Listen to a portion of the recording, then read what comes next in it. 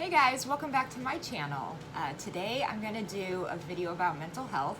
May is Mental Health Awareness Month, and Savannah and I didn't really do very many mental health updates this month. So we're just going to dedicate a video to our mental health and answering some questions from people. And it's not a therapy update video like it usually is. It's just we're going to answer some questions about our mental health or mental health in general. Are you ready? No. All right. So the first question that we have is, what does emotionally wounded mean? Am I keeping you awake? Yeah. More like you're putting me to sleep. I'm kidding. Emotionally wounded. I can only answer what I think it means for myself, I guess. But to me, it's an emotional wound is the same thing as a physical wound. It's just you don't see it. So it's just as painful, if not more painful, than if you get injured physically somehow. And if someone touches that wound in some way, it hurts a lot. And it's just like having an emotional scar. Once it starts to heal, it can still hurt. Things can still bother it. Yeah. I was also thinking like trauma. Cause like if you go through something bad and then like it can affect you in the future, like even like in like a toxic relationship, then like in the future you could have trust issues and stuff because it's that emotional wound there. In that aspect, a lot of people will treat their new boyfriend or girlfriend a certain way because their old girlfriend or boyfriend did something to them, and it's not fair to the new partner. Yeah, like she said, trauma. So like if you are suffering from like PTSD, a lot of things can trigger that in a person. I would have to say that for me personally, my emotional type wounds have to deal with when my mom died, and I have PTSD from that, and so there are things that trigger. There's things that trigger me around town, or lots of things will remind me of the day that I found my mom. And then the other thing is I was bullied a lot as a kid, so I actually carry with me a lot of emotional trauma, emotional wounds, emotional scars from constantly being made fun of for the way that I look, or whatever it is.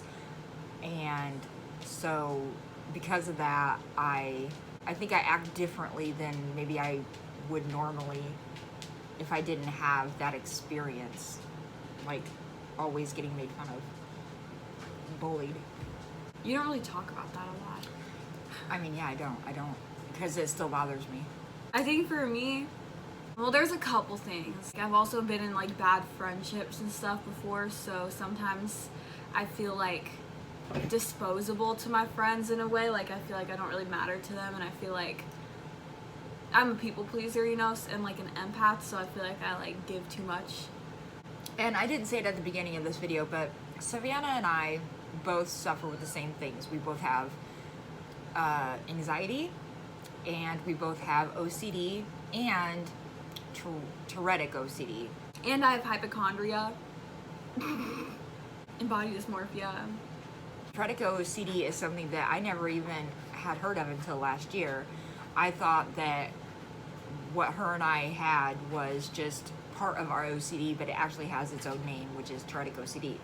So the Tourette's OCD is something that neither of us were actually diagnosed with. Like the doctor didn't sit down and say, hey, this is the kind of OCD that you have. But we know that that's one of the kinds that we have based on the symptoms, because it's very specific. So I have a few more questions here that we're going to answer. These questions are from Christina, my friend Christina from KC Convos. She asked us, so before you were diagnosed and before you had thoughts that you might have something like a mental illness, how did you feel? So for me, I was a kid in the 80s and the 90s, so no one ever talked about anxiety, no one ever talked about OCD, no one ever talked about any type of mental illness at all. It wasn't even a conversation.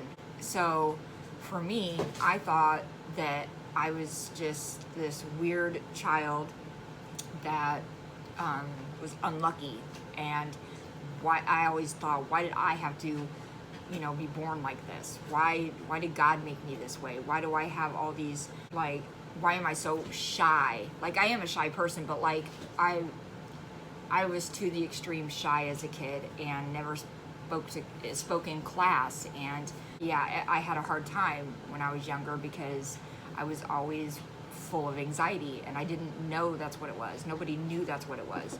And I would like pick at my lip, like, and I still do. I pick at my lip, which is a form of like anxiety and OCD both. So I felt like there's just something wrong with me, and that I'm the only person in the world who has these issues, and no one else is like me, and there must be something wrong with me, or there's something wrong with my brain. It's not fair. Why couldn't I be born like everybody else? Those were the thoughts that I had. Well, for me, it was a little bit different. For me, I don't know when I first like realized it, but I know that like when I was like really young, like a toddler, like my mom noticed it, and like both my parents noticed it, because like they both have like OCD and stuff. So like they would notice me doing things, and they were like, oh great, she has that too. Because like it started when when I was like really little. We had like a dog cage, and I would always like stroke it. I probably talked about it if we made a video about it, but I like always like touched it every time, But it wasn't just she touched it. She would touch it in a specific way every time. Yeah. So it started with like stuff like that. And so I don't know. I feel like, well, number one, I didn't realize how much like OCD and anxiety affected my life until I learned more about it. And I realized like, oh, that's an OCD thing? What? That's something that has to do with that? I thought that was something like everyone did, or something just I did. But it was just like for those mental illnesses. Even now, we're still learning more things that like, oh, that's because of OCD. Oh, that's because of anxiety. Yeah.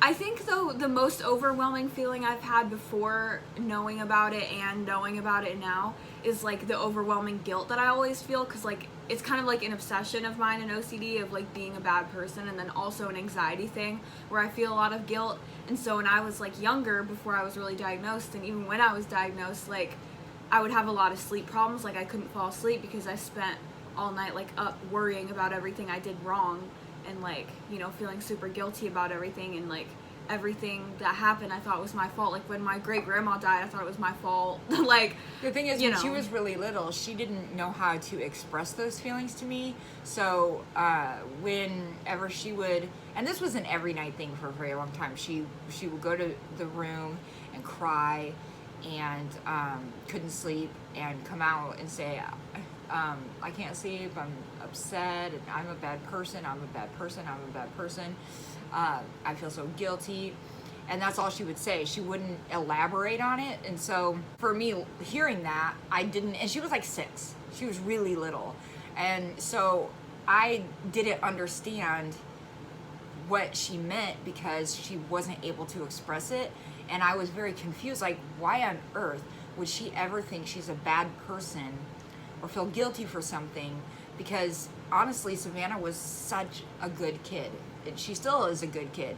But she was never, ever getting in trouble.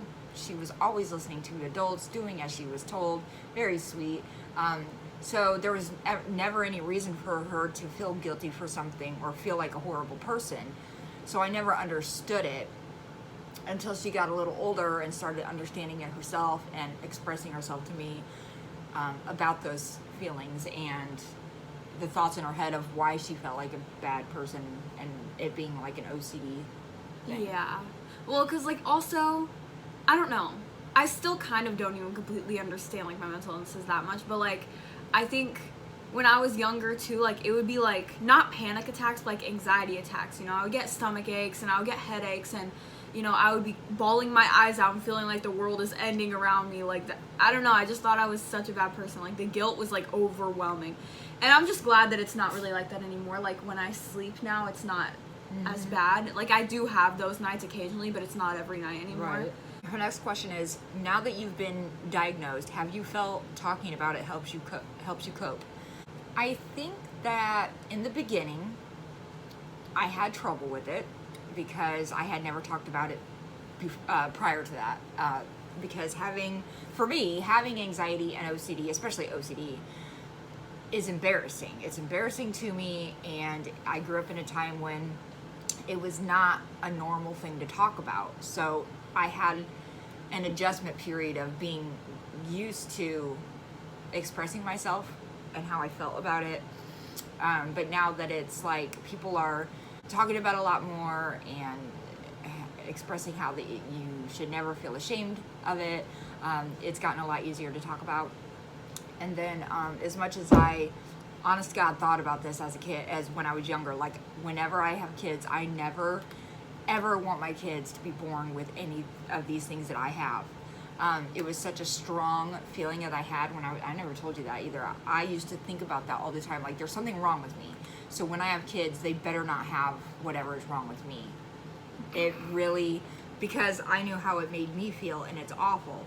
But then she started showing signs of it, and I would never wish for her or any of my kids to have these things. But at the same time, the fact that we go through so many of the same things, it's nice to talk to Savannah about these things, because she is the one person in my life that really truly understands when I say, hey, I had this happen in my head last night, I had this tick, I had this OCD, and she gets it. Well, yeah, because, like, with our, like, okay, all OCD is, like, embarrassing. Like, there's a lot of shame around OCD a lot. Like, if you know, like, Colleen, you know, she's super ashamed of it. But, like, with our OCD, what's, like, I feel like what's really embarrassing about it is that, like, no one really, like, it's a very uncommon form of OCD, I feel like. And the things that we do aren't things that a lot of people do. And so...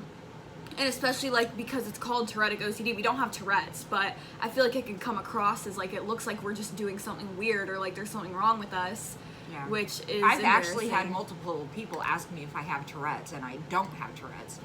But I do have Tourette's OCD, which is not Tourette's. It's not Tourette's syndrome OCD. It's not the same thing at all. It's just Tourette's OCD, which means OCD that...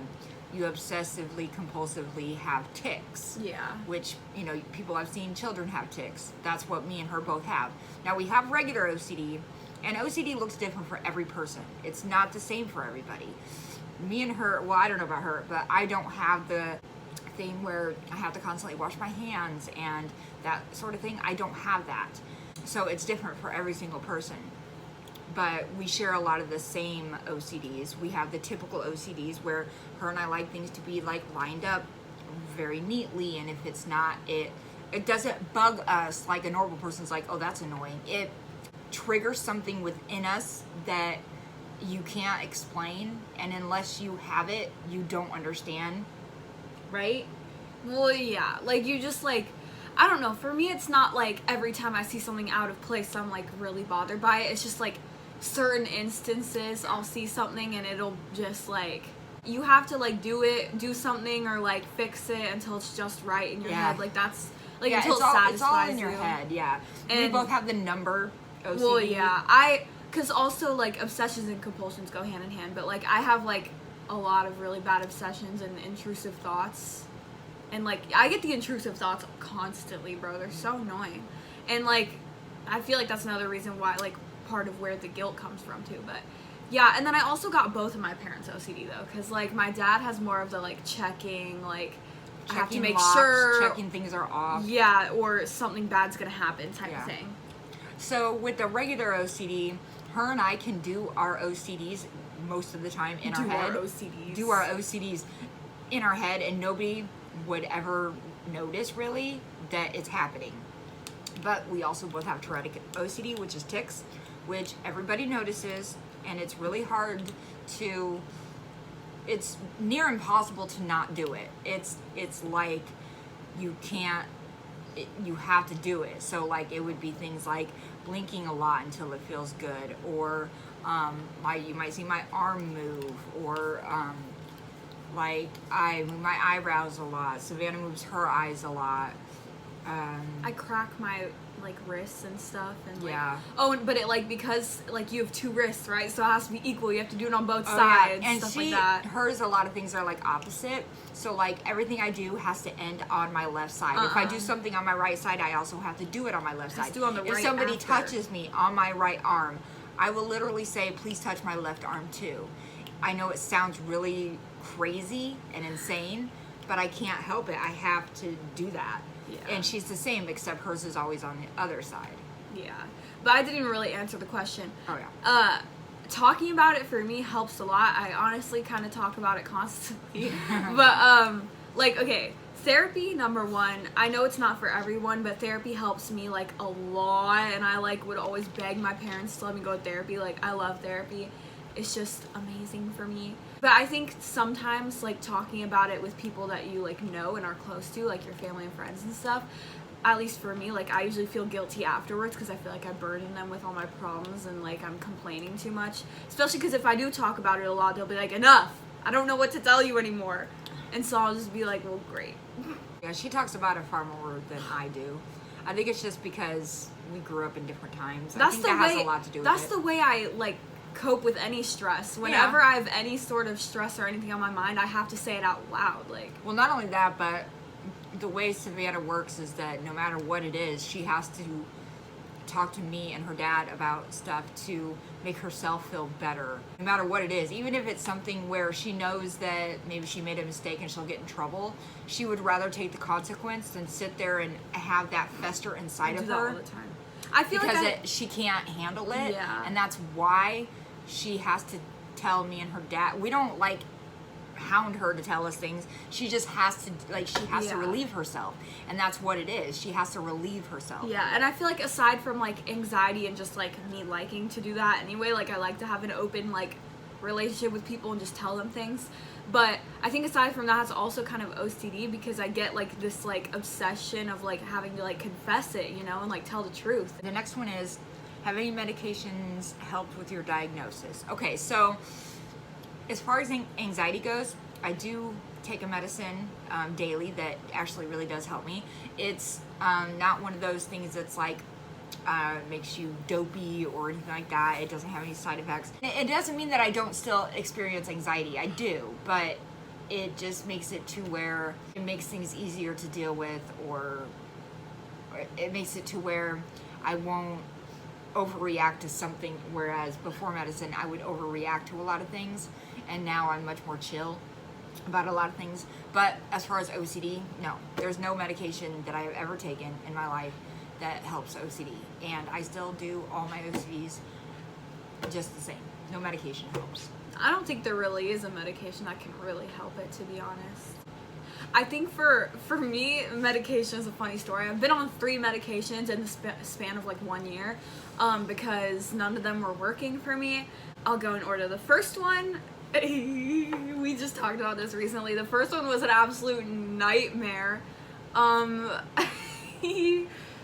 I don't really remember it affecting me that bad because, like, even when we went to the doctor and we were like, we need to switch medications, my mom was like, yeah, she's always in a bad mood, she's always angry, she's always blah, blah, blah, blah. And I was like, well, it's not. She was literally unbearable to be around. I'm not kidding. Her attitude was so bad.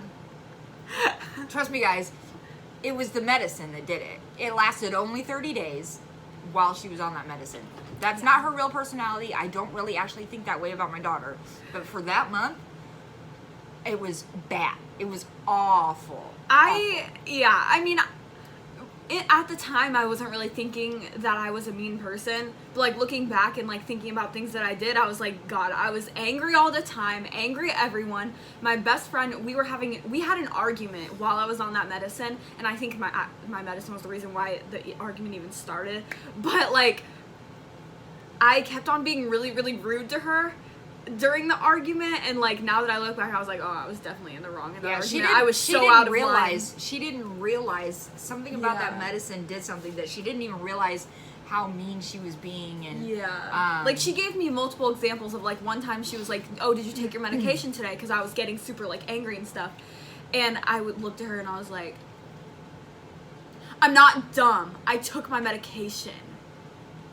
Yeah, Savannah would never usually. Like, I don't try to be mean. I try to be nice to everyone all the time. But, like, on my medicine, I guess I was just really mean to everyone. So, yeah, so that's the first one. The second one just didn't do anything at all. Like, it just didn't do anything. It was like eating a Tic Tac. Nothing. Yeah.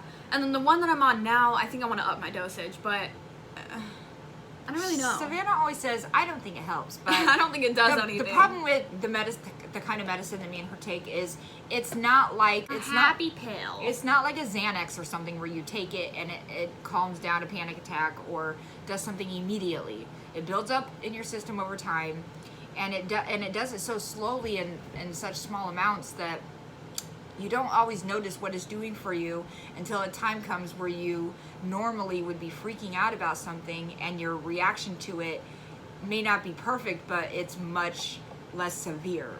And I think that this medicine, as much as she doesn't think it helps at all, I think that, yeah, she could stand to up the dose probably, but I do think it helps her more than she realizes. Well, yeah, I don't know, because also, like, with the first one, I didn't realize how much it was changing me in a bad way. Right. So I think, like... You're right. That's a good way to look at it. I think, like, I need an outside perspective, because I don't feel a difference. Yeah. Not that, like, my doctor and everyone keeps saying, it's not a happy pill, blah, blah, blah. But, like, I just feel like it's not doing that much. Yeah. Trust me, it's doing more than you realize. Like, I mean, I guess there's certain times, like, I have a lot less, like, stomach aches, because that was, like, the big, oh yeah, symptom I would have. if you have kids, young kids, and they get a lot of stomach aches, that could be a sign that your kid has anxiety. It could be. I'm not a doctor. I'm just saying. Stomach aches from nerves. Nerves, yeah. Have you found anything that helps naturally? No. Naturally? Oh, actually, okay. Therapy. Watching ASMR and, like, watching relaxing videos before bed. Because when I used to not watch ASMR before bed, that was, like, when I had bad bedtime. But now I watch ASMR and I'm, like, better, you know, because you relax. I think doing a lot of self-care can help, too. Because, like, if you take breaks for yourself and, like, do things in small increments, then it helps your mental health. So, yeah, I'm all about that self-care life. All right, this is the last question. If you could advise someone else suffering, what would you recommend they do for help? The first thing that I would tell someone is don't ever be ashamed, because me growing up, I was very ashamed, and then it wasn't until I was an adult that I realized it's nothing to be ashamed of.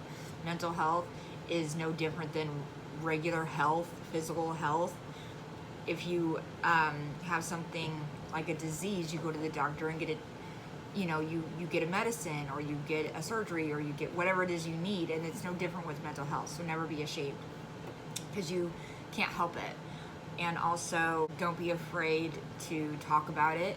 Find someone to talk to, whether it's a therapist, a parent, a friend, anybody who you feel safe to talk to, because talking really does help. Like, I don't go to a therapist, but I do feel better after I talk things out whenever I feel that I need to talk something out. Yeah, I guess that would be some of my advice. For me, I would say be honest about it, number one. Number two, I would say, it's easier said than done because I still feel guilty about everything, but, like, also don't, like, blame yourself for it, if that makes sense, because people will say, like, you're doing it to yourself, you're overreacting, just calm down.